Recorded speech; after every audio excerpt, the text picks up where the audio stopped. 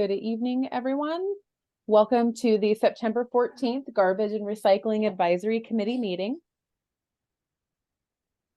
This presentation is being recorded and it will be posted to the Solid Waste and Recycling webpage within 1 week.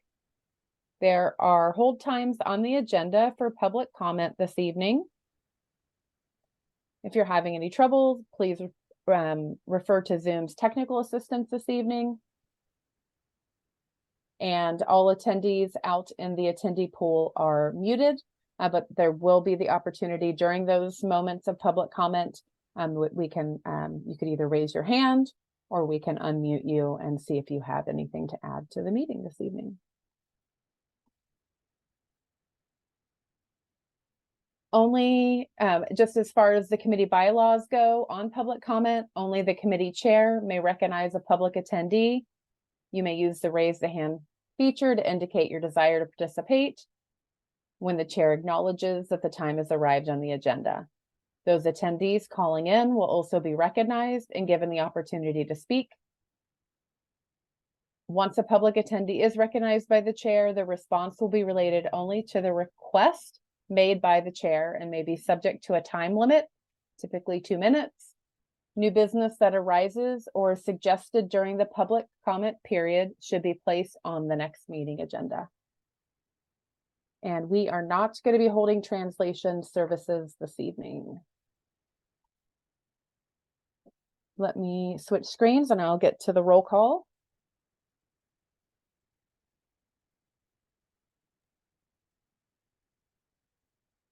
All right, let's start with our chair, Ashvin. Public member, Nagaraja. Our vice chair, Sandra. Sandra Smith, unincorporated Washington County representative and resident. Leslie. Leslie Albert, public member, sorry for the background, unincorporated Washington County, also present. Christy. Christy Dykink, public member, unincorporated Washington County. Tom. Good evening, everyone. I'm Tom Eggleston, he, him pronouns, the Solid Waste and Recycling Division Manager and a non-voting member of the advisory committee. Pete. Absent.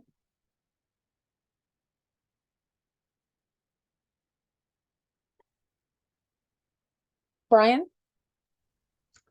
Public member, unincorporated Washington County, present.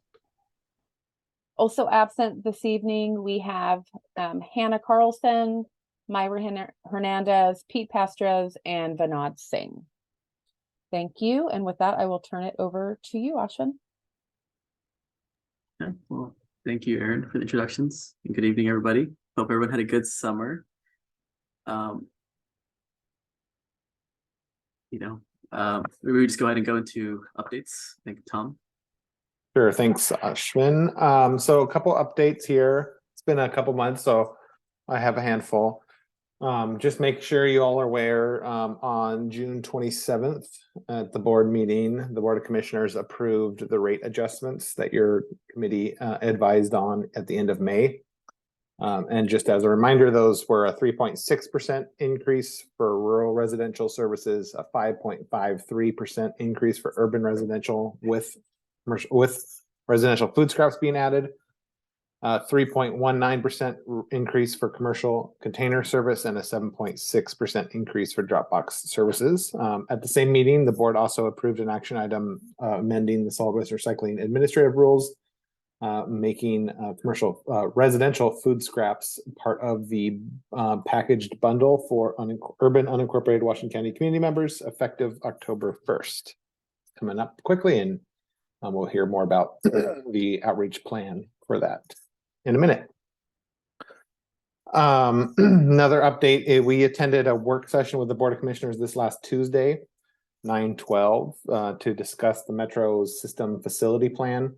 Your committee had a presentation from Esty and Luis from Metro on June 8th, I believe, where they gave an overview of the plan and how they're working through it. They've developed some scenarios for potential facility investments, and they've invited stakeholders to a garbage and recycling system facilities plan symposium on September 27th.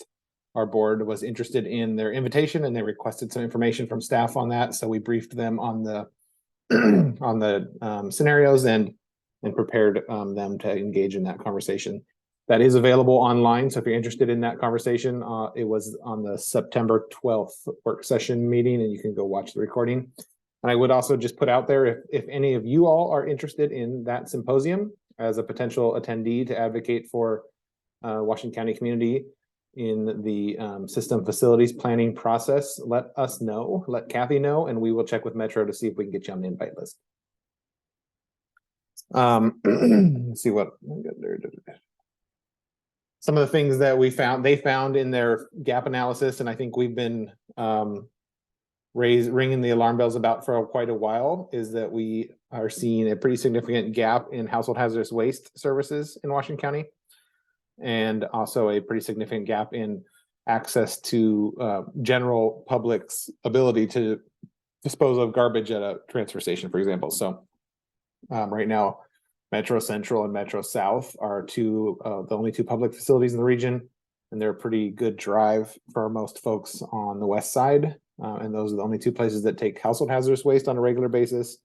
And then also just dropping off like a garage clean out or some bulky waste materials as well. The Forest Grove transfer station does take waste from the general public with really high minimum charges.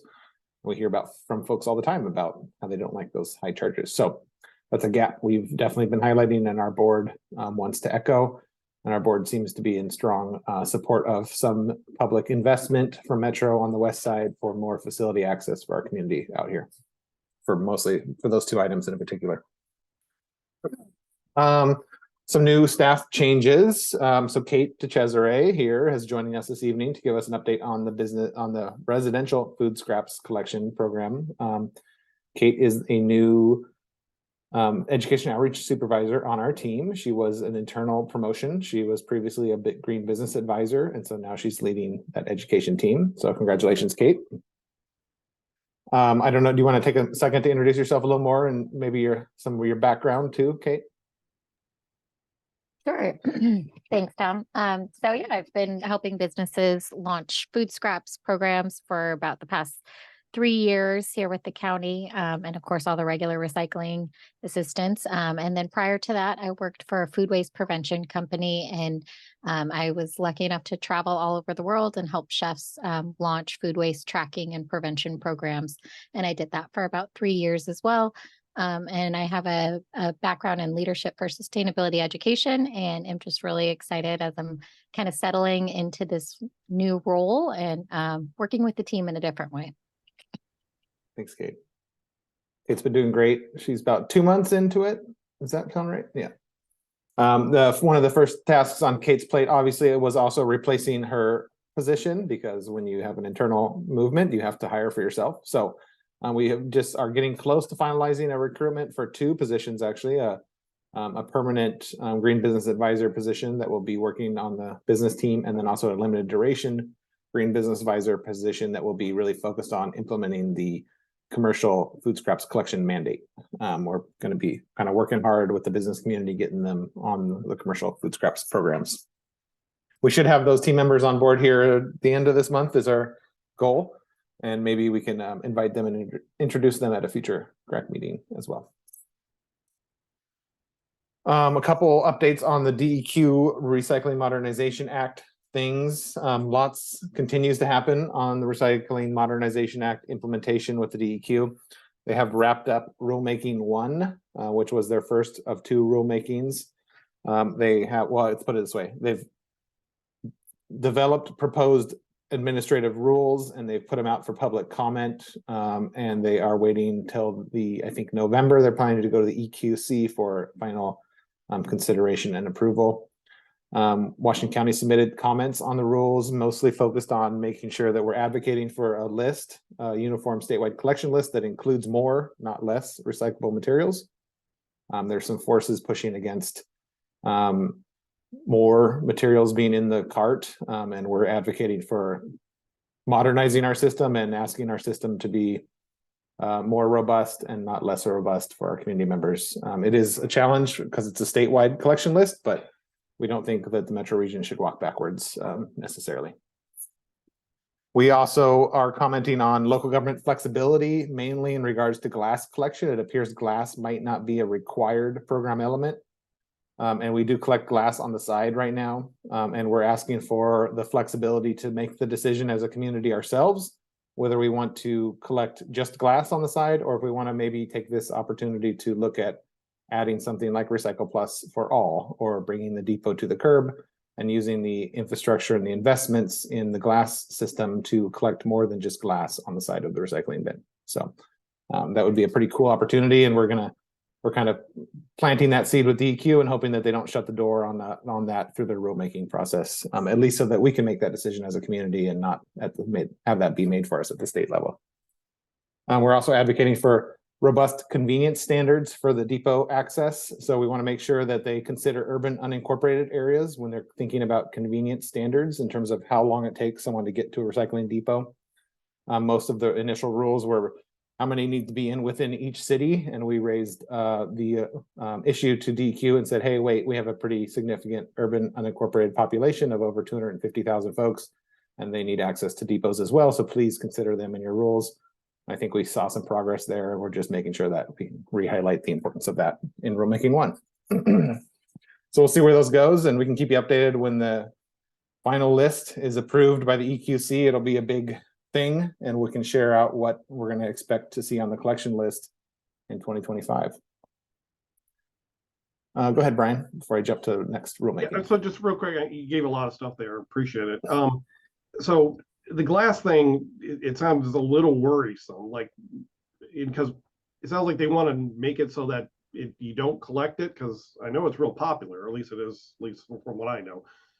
Can you maybe explain it? Maybe. Yeah. So the question is whether or not they will require us to collect it or allow us to make that decision ourselves. So if they require us to collect it on the side like we do now, we wouldn't have the flexibility to adjust that program or change it or add to it or remove it if we wanted to replace it with something else. It doesn't mean we would do that, but we're saying we want the flexibility to make that decision as a community ourselves. I've asked in meetings that we want the ability to survey our community and say, would you rather have all these Recycle Plus things or this glass container picked up? Give us your input so we can make that decision. So we're just asking DEQ to leave it open and flexible for us to use our local decision-making ability on that material stream itself. There's a couple things that lead to that. We're seeing more and more materials moving into plastic containers and out of glass. There's a lot of good reasons upstream from recycling to do that. Lightweighting, it's easier to transport. Recycled content plastic is coming out. There's a lot of products like baby bottles are moving to the flexible packs, which aren't recyclable, but they're more sustainable in the life cycle analysis. And we anticipate, or I predict that we'll see the wine industry come into the bottle bill in the next couple of years. And if that happens, we probably don't have very much glass left at the curb, pickle jars and spaghetti jars. And I'm not sure what else. So it's a lot of infrastructure and a lot of investment in place to collect a relatively small waste stream that is diminishing. And if we want the flexibility to kind of adjust that and maybe collect more than just glass, that's what we're asking for essentially. Thank you, Tom. Appreciate it. Yeah. Doesn't mean we have to or we will, but we just don't. We want to have the ability to make that decision as a county. The other part is we're starting to see producer responsibility organizations form nationally and express interest in the state of Oregon. One in particular, the Circular Action Alliance, recently was awarded or named as the producer responsibility organ for the state of Colorado, organization for the state of Colorado. And they have been expressing interest in Oregon as well and kind of showing up on the scene. So it's going to be really interesting to see these new players coming into the state. Google Circular Action Alliance, and you'll see a lot of articles about their organization and introduction in the state of Colorado.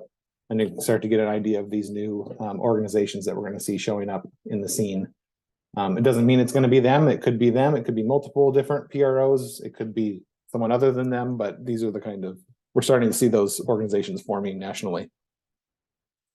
On to rulemaking 2, which is DQ's second of 2 rulemakings on the Recycling Modernization Act. It's just getting kicked off. I think they've held 2 meetings so far.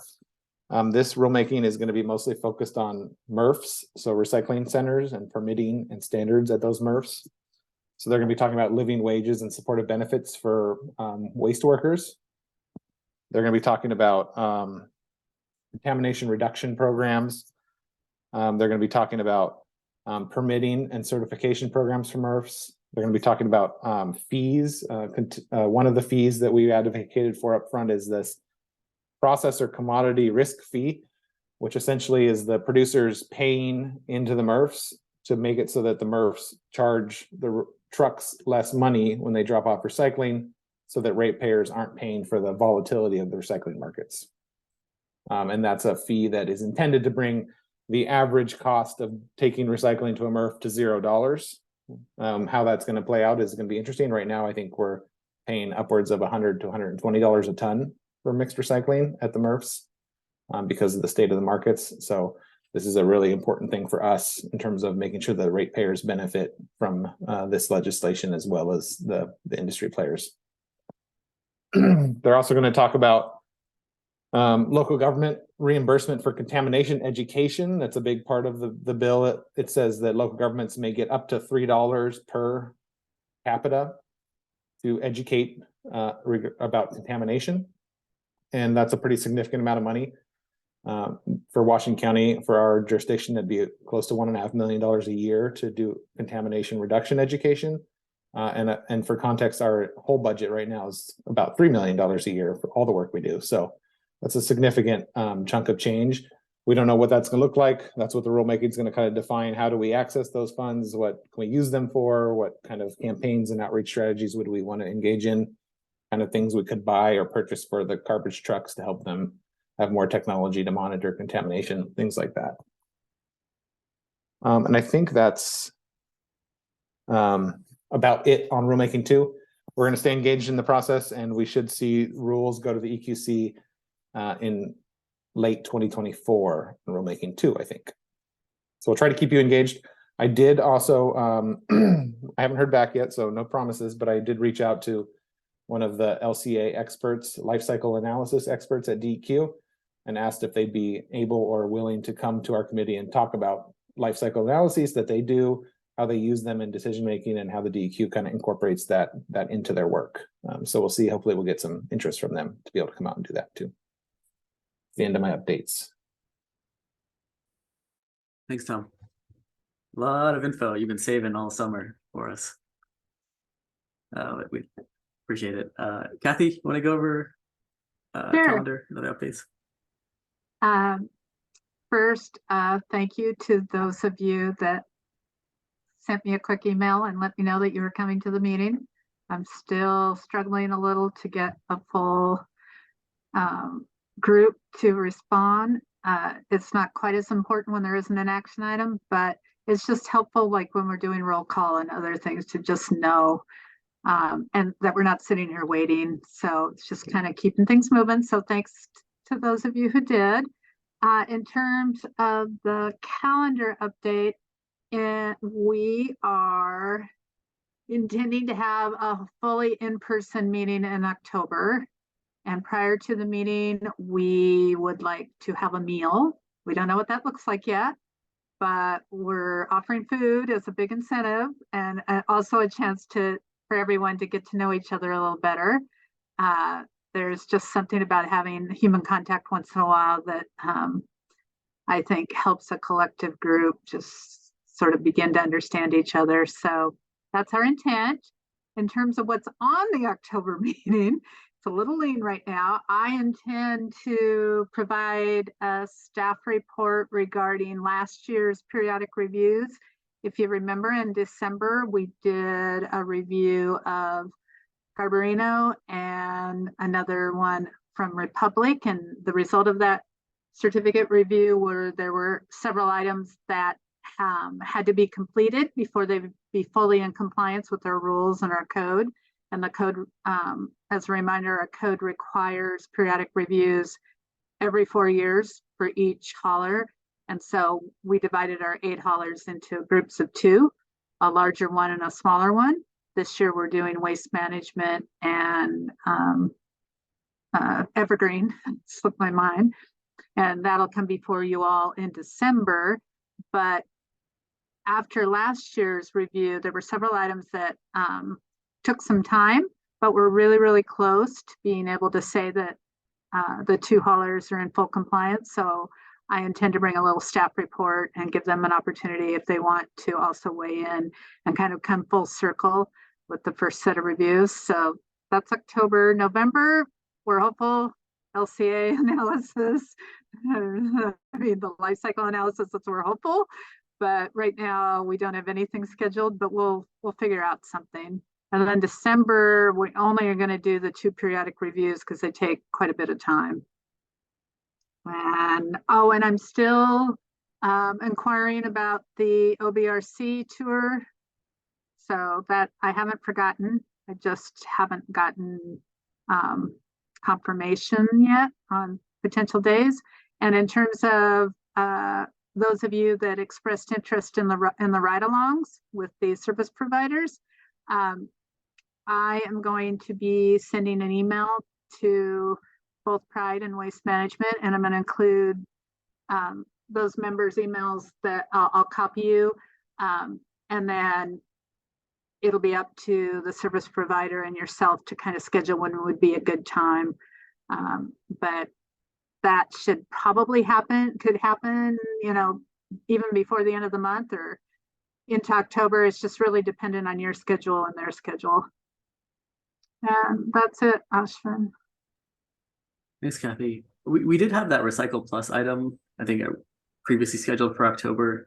Is that something that we wanted to push out, or you just think there's not time to cover that? Or should we just talk about it offline about what the agenda should look like for the fall? Okay. Yeah, so I did, thanks for all the committee members. I did reach out to them over the summer about, the hybrid meeting, the in-person, and then I also got some additional feedback about additional topics that people were interested in. So maybe I'll just reach out to you, Kathy, and we can see what is feasible over the next year in terms of bringing people in and see if interest aligns. Yeah, maybe we can talk about just sort of big picture and like the kinds of things there might be interest in, and then we can see how that might reach out and then see where that pencils in. That would be good. Cool. Sounds good. Thanks for that. I'm excited about the ride along, so looking forward to that. Some tours and seeing everybody in person. So thanks for doing all that work. Will that in-person meeting also be hybrid for people who are not able to attend, or is it going to be a show up? Or I think this time we were intending to just logistically, there's a lot of pieces that have to be in place. And so we were thinking like just having a wholly in-person, and then maybe in the future, once we get past that, we may have opportunity to do hybrid meetings over time. then I'll just show up and take my gavel home with me in case in the future. Oh yeah, you get a gavel. I'm going to keep it. Well, thanks for all those updates, Kathy. Next item, oral communication. You can see if anybody in the public attendee pool is interested in making any comments or questions. Do not see any hands, but now is your opportunity.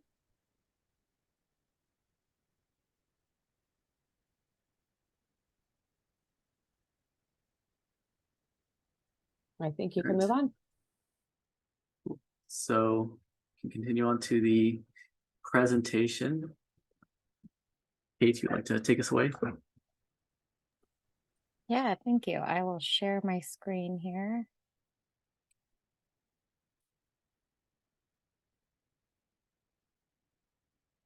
Okay, can everybody see my screen? I'm seeing nods. Okay, great. Well, good evening, and I'm Kate DeCesare, the Education and Outreach Supervisor for Washington County Solid Waste and Recycling. And thanks for having me tonight to talk about the Urban Residential Food Scraps Collection Program that is launching next month. There will be time for questions at the end. And I wanted to start just by sharing a little background about why we are so excited about expanding food scraps collection service in the county. A 2016 study done by the Oregon Department of Environmental Quality found that 27% of residential garbage is food. And when food rots in landfills, it emits methane, which is a harmful greenhouse gas that contributes to climate change. And composting prevents the pollution that comes from food rotting in landfills. And it also helps make healthy soil. It's a soil amendment that some of you might even use in a community garden or in your home garden. So really, it's the best thing we can do with inedible, spoiled, or leftover food. And here is our overall timeline. So as Tom mentioned earlier, back in June, the board approved new rates, which included adding food scraps collection to the urban residential collection service bundle in unincorporated Washington County. And after this was approved, our education and outreach team just really dove into planning to support the launch of the program on October 1st. So we've been working to create educational materials really to promote the program. And now we're getting ready to start implementing all of that, which I will talk more about in a later slide. And the program officially begins with a collection starting on October 1st, which means that as of October 1st, residents can start including food in their yard debris roll carts. So all food is accepted. That includes things like raw meat, eggshells, kitchen scraps, uneaten leftovers. All of that can just go into the yard debris cart along with any yard debris. Collection frequency will remain the same. That'll be every other week pickup, and participation is optional. With this new program, we're joining a long list of other jurisdictions that offer this service. I realize now that North Plains is missing from this list, but they should be up there as well. So as of October 1st, it will include it'll be available in all urban areas in the county that are going to allow food scraps in the yard debris cart, with the exception of Banks, which just does yard debris. And so now on to the promotional efforts. We are ramping up, and we're really going to start heavily promoting the food scraps collection on the week of the 25th. So just in about a week and a half here. And we chose that date because we didn't want to do it too early, because if folks saw it and they got excited, they could really just start including things on that week. Sometimes folks get confused if we start promoting too early. So we've been really planning to just start then by mailing a brochure. So there's going to be a printed trifold brochure that's going to go out to about 64,500 single family residents in the county in urban unincorporated areas. We've also been building a new page for our website. We didn't have a specific page for composting at home, so we've been working on that. And so that'll be in English and in Spanish, and it'll include program basics as well as a frequently asked questions section. We have also been working with our public information officer to create a press release. Again, will be English and Spanish, and will be released that week. We are planning a couple campaigns on our Garbage and Recycling Day app.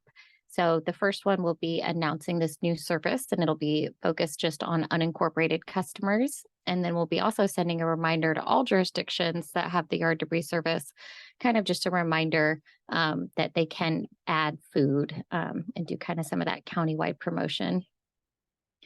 And then we'll be doing social media posts. So we manage a Facebook page, and we'll be sharing kind of a whole series of posts, starting with that press release. And then, of course, announcing the launch on the 1st. And then we'll continue posting and just kind of remind folks about it regularly. We have some seasonal posts, and we're excited just to kind of get that message to everybody. And then the county has the Nextdoor page, so we will be posting on that as well, sharing the press release. And I've heard that that's a really good way to connect with community members as well. And then we have a couple printed brochures. So it's similar to the one that will be mailed to residents, but just a little different format because it's not being sent in the mail. And so that's available in English and in Spanish. And we will be distributing that at events and really just working it into all of our tabling outreach efforts. You know, anytime we're at like farmers markets, health fairs, any event really, we'll be kind of bringing that and then sharing as needed, or if anybody calls and wants some information sent to them, we'll have those available as well. We have a small quantity of kitchen pails that we'll be distributing at events and by request. And all of our promotional efforts are really focusing on awareness of the service. We also want to cover what's accepted, what's not accepted. As I mentioned, all food is accepted, and just generally there's a lot of confusion about compostable items if they are accepted and they're not here. So, just kind of reiterating that. And then sharing a bunch of tips to keep your internal and external collection containers odor and pest free, as that's something that comes up a lot when we've been working with businesses. So just want to make it easy for people to participate and answer all the common questions. And with that, we have plenty of time for questions. So if any of you all have questions, I would love to answer. And it looks like there's a hand raised already. Oh, so thank you. So a couple quick questions, and tell me if this is out of purview. I don't know if this is just focusing on marketing or the overall program.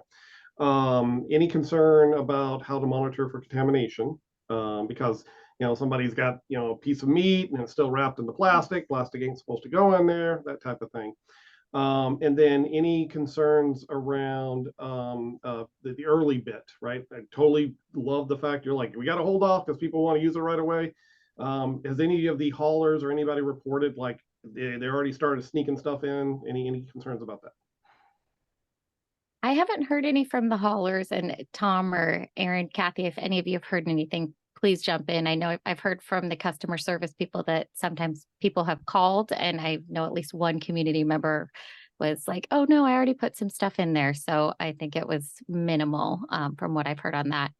And then just as far as the packaging question, I mean, that's something that we're reiterating and trying to make as clear as possible that people need to remove all packaging, even if it's marketed as compostable. So as monitoring contamination, I think that would be something that the haulers would do. And so I can't really speak to their plan for that. Okay, so we don't know if there's anything in place to have like a report in 3 months after and saying, it's really bad, it's super contaminated, or yeah, it's doing pretty good type of thing. Yeah, Brian, I can say that, Kate, maybe you can take the Q&A thing down so we can Oh yeah. look at each other better. Most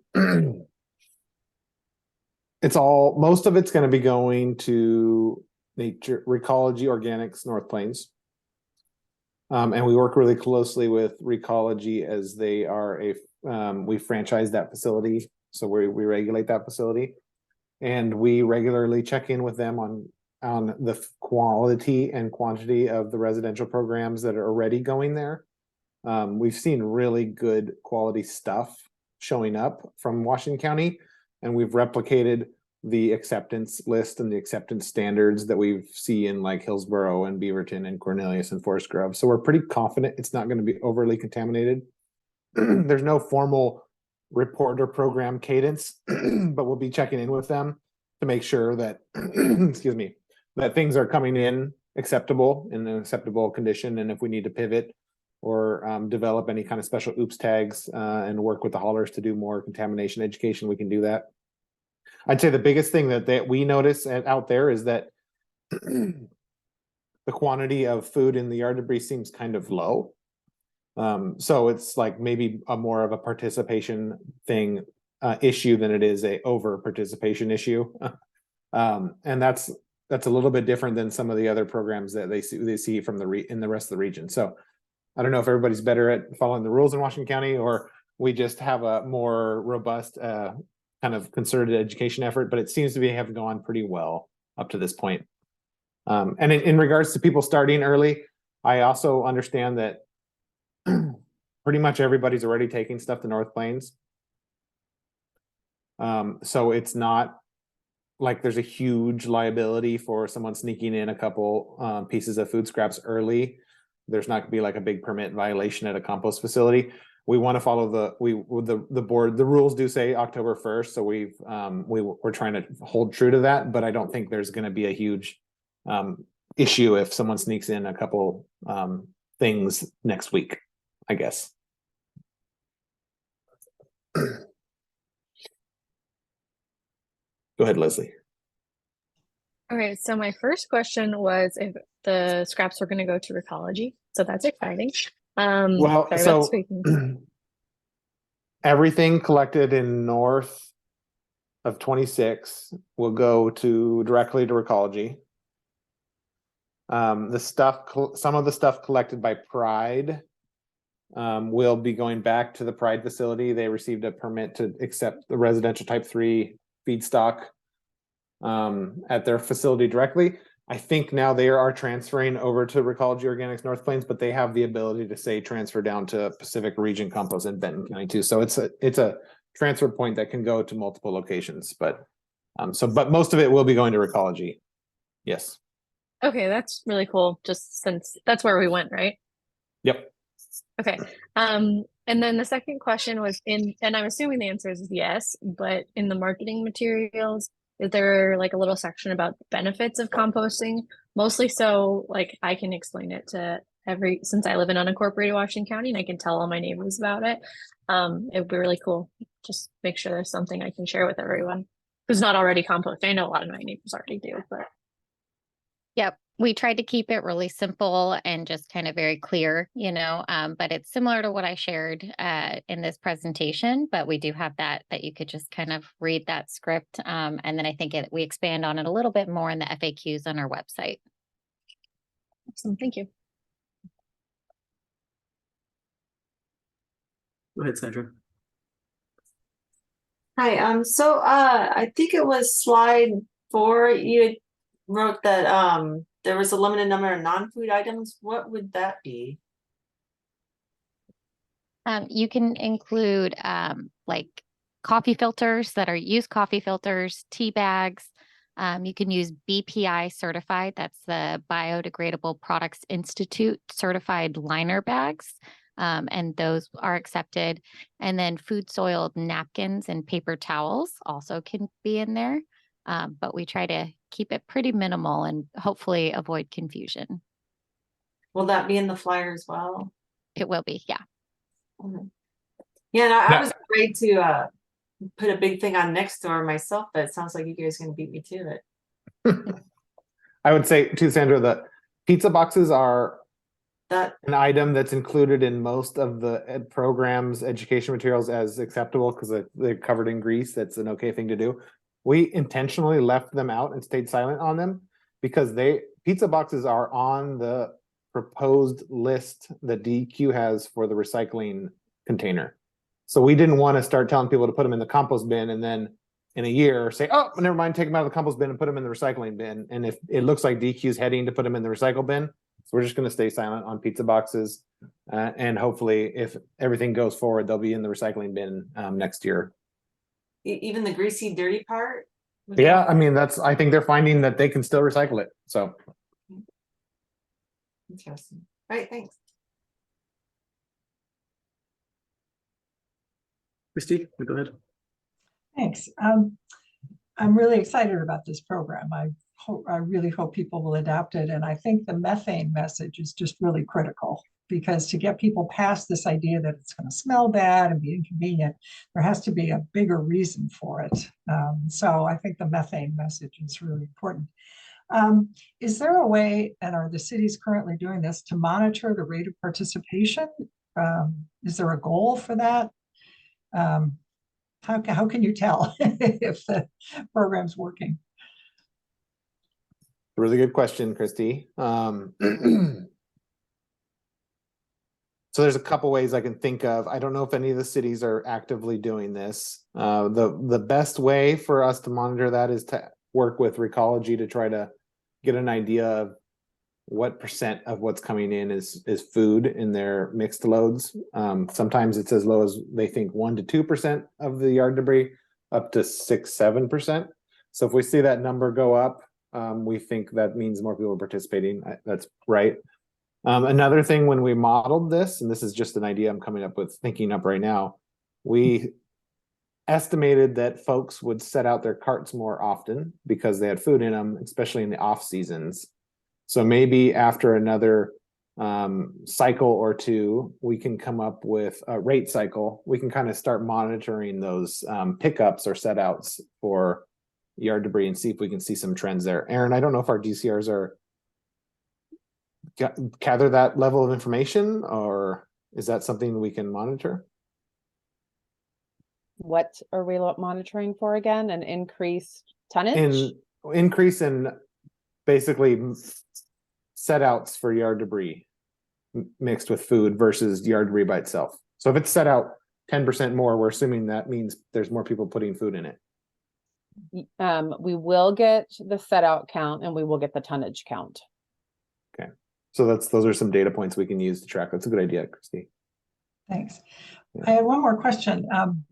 Kids can often motivate families to do the right thing. And I'm wondering if there's any work with school green teams or, you know, the programs that the kids are already participating in, because I think the kids would be pretty excited about it. Yeah, I think that's one area. I know there's some interest from some of our team to do more of that. So I'd like to see what that looks like. And I know we've also talked about like thinking about tabling like swag stuff, you know, how can we attract the kids over? Because that's usually a good way to get them to come visit and bring their parents along too. So Mhm. I think that's an area that we can continue to improve on and hopefully develop some things now that this is going to Yeah. be available countywide. It's really going to make our messaging easier, which we're excited Yeah, about it too. can be really empowering for kids who are really scared about climate change to feel like they can do something. Definitely. And Metro does offer a lot of in-classroom presentations. And I Yeah. know that they coordinate with all the jurisdictions. And I'm not sure the status of if they're going to continue to do that or anything beyond that. Thanks. Yeah, it's a good idea, Christy. Maybe just like some stickers, you know, easy to get students involved. I was curious, Kate, since we're one of the last counties to do this, is there, you know, like something we can learn from all the other jurisdictions that have put this in place, and like what they maybe learned later on that they should have done, or what worked the most effectively?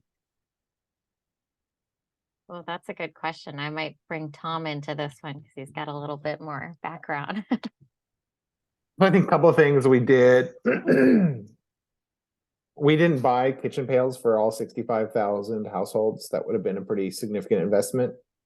And when we talked to like Hillsborough, who was one of the more recent program launches, they had like a lot of pails blowing around their community and people calling to complain about these random pails in the road and driveways. So we felt to save money, to make it less expensive as well, we would make kind of they're available if you want them. So we bought a pretty limited quantity and we'll market them to specific groups that represent more marginalized or lower income communities. We'll offer them at tabling at farmers markets. So it's not just a giveaway to everybody. That's one thing we kind of took away. I think the food only message and really leading with that has led to less contamination on the west side. Newer programs versus Portland's program started with a lot more other items in it, and it kind of would have been really hard to clean it up. Is what we've heard from the composters.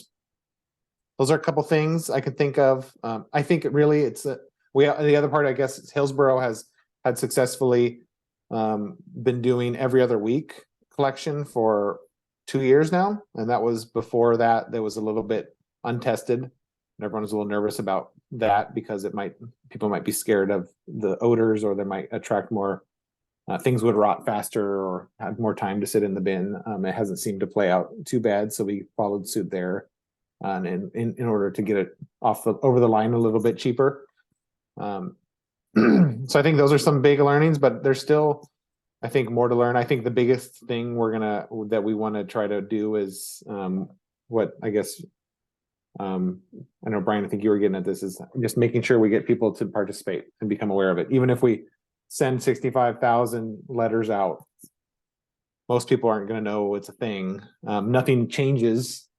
There's no new bin showing up at your house. There's no, if you're not paying attention, you can easily miss that that it happened. So I think that's going to be our biggest hurdle. And Kate mentioned that now with unincorporated, it's all of Washington County, except Banks, which that is doing food scraps composting, and it makes our messaging really so much easier, because before, when we're messaging countywide, we're like, except here, here, here, yes, here, here, here. So now it's going to become a lot easier for us to just go table in any one of our more, in Hillsborough or Tigard or Tualatin, and really just talk about it more confidently, in terms of not having to worry that if someone drove across the street from unincorporated, they might not have access to it. So I think that's going to be a big benefit, as well as in terms of the awareness part.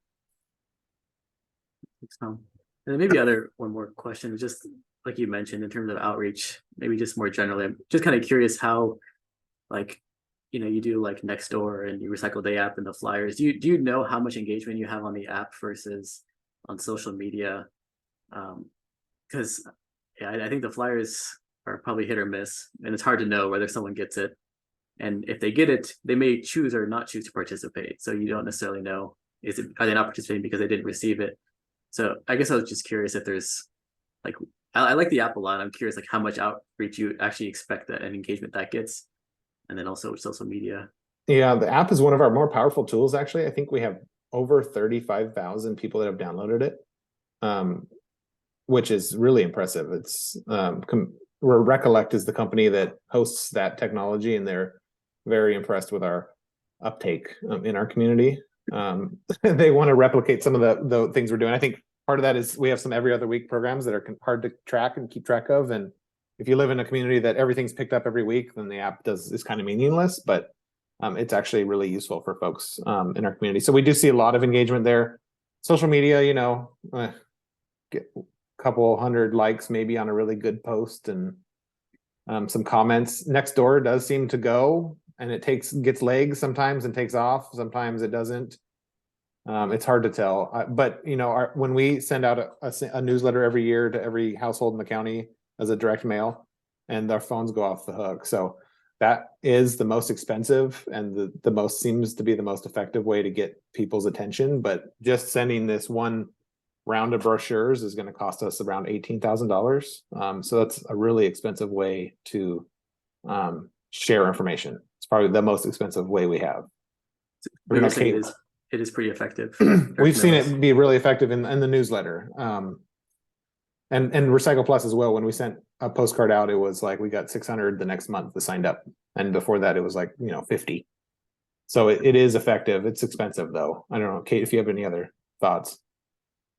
Well, that just made me realize that I forgot to mention this will be in our electronic newsletters as well too. And we have really great open rates with that. So we're trying all avenues. I don't know if anyone is perfect, but hopefully we can continue to hit the message consistently and then just continue to reach people. Thanks. Brian, your question? Yep, sorry, thank you. More maybe my self-education question, but maybe to those who watch and recording. So the stuff goes to this one place in the north of 26, right? Kate, is that correct? Okay. So what happens to the stuff that turns into the dirt? Because the dirt's really valuable, right? That's like good dirt for gardening and stuff. Do they like sell it or give it away? I'm just curious. I don't know what happens to the dirt. Yeah, they sell it on site there. You can go buy it by the yard. Oh, okay. I think they sell to a lot of ag. I think the wine industry uses some of it.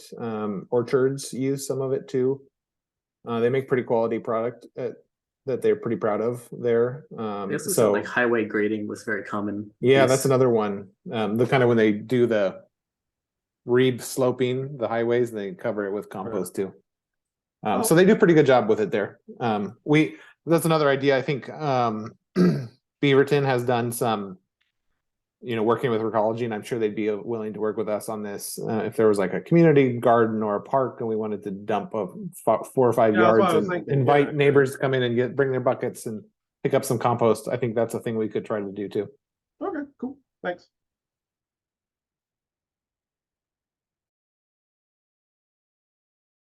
Yep. Sandra? Hey. I was wondering if the haulers will be putting something in their in their mailers or whatever emails that they send out. That would probably be a good way to announce this. I still have neighbors who don't even know that you can recycle batteries at curbside and constantly saying, "You don't know this? It's been like a year now." So I was that way like up to a month ago. So Yeah, we are sharing our brochures with them before we finalize. So that'll be happening in the next day or so. And then they are interested in sharing those. But I think some mentioned as well that they've already added something to their website. So hopefully they will help us share the word. That I think that's always really effective too. Yeah, the rate increase notification had an announcement on it that they sent out. So people are reading that, which maybe not, not the best funnest letter to read. They do also, we provide the haulers with annual material orders, education material orders. And those include recycling guides and the annual collection calendars. And Kate's team is working on updating those to make sure that it shows that food is accepted in the green, in the yard bins across the county. So the haulers are kind of just all of the information materials we funnel out through them is getting this program element incorporated into it. So it's kind of trying to move it into all of the materials that we send out in a sense. Yeah, that rate increase letter, I got mine like less than a month before it was implemented. And I know some of my neighbors were not happy about that. I knew about it coming in, but several neighbors were not happy that they got such short notice.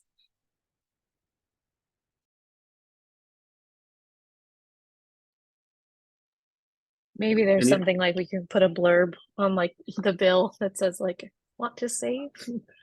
Throw less away in your trash. Yeah, a lot of them do that too. Pride, for example, is really good. They have a newsletter and bill inserts, and I'm sure they'll be highlighting it in their materials as well.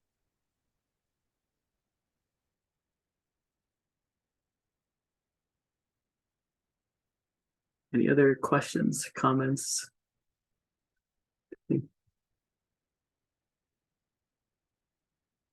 Not, we can call it.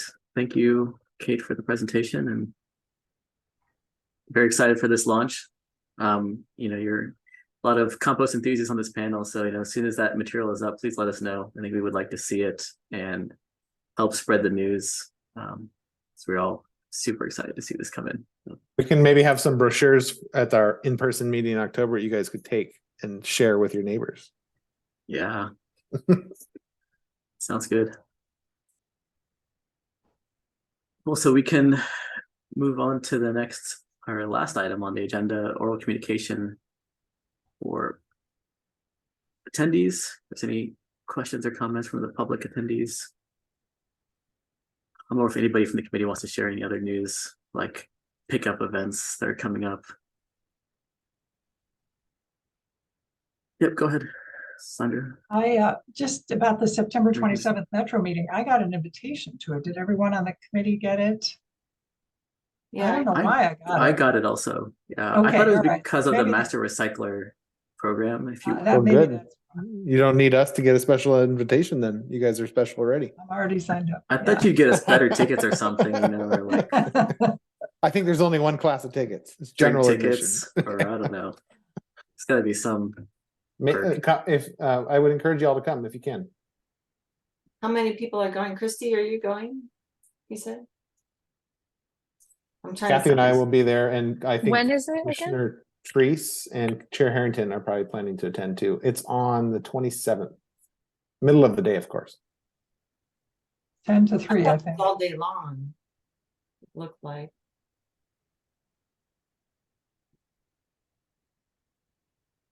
Oh, and I wanted everybody to know, you guys didn't discuss PlanetCon coming up October 7th. I'm all excited for that too. PlanetCon's coming up October 7th. Thanks, Sandra, for the reminder. But we have this time, so they can. What's planned?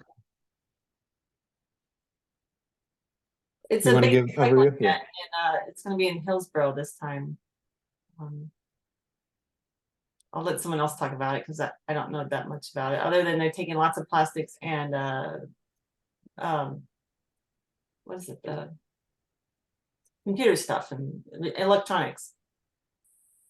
There's also a free exchange that's there. You can bring things that you want to get rid of and pick up other people's get rid of. At least there was last time that I went, Oh, which nice. is kind of fun. And they had a repair fair last time as well.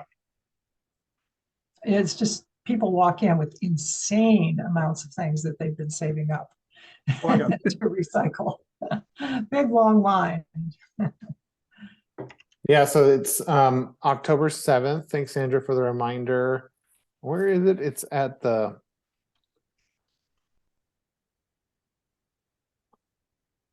downtown Hillsborough, between Northwest Jackson and Northwest Lincoln Streets. I will try to put I can't put it in the Q&A, can I? No. I We'll Googled send- it, I found it. Okay, you found it. There's no repair fair at this one this year. Okay. This is an event mostly put on by the West Side Planet Alliance, which is a group of master recyclers in Washington County. Our staff, namely Heather Robinson, supports them every year and helps kind of organize and coordinate the event. So it's going to be a good event.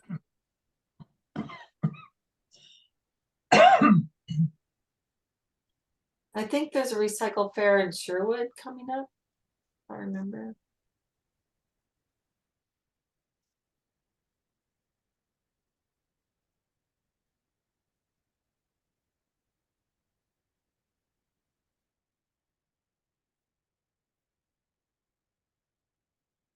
Ready? Any other last minute comments from anybody? Not look forward to seeing everybody in person next month if you can make it. Be fun. So thanks everybody.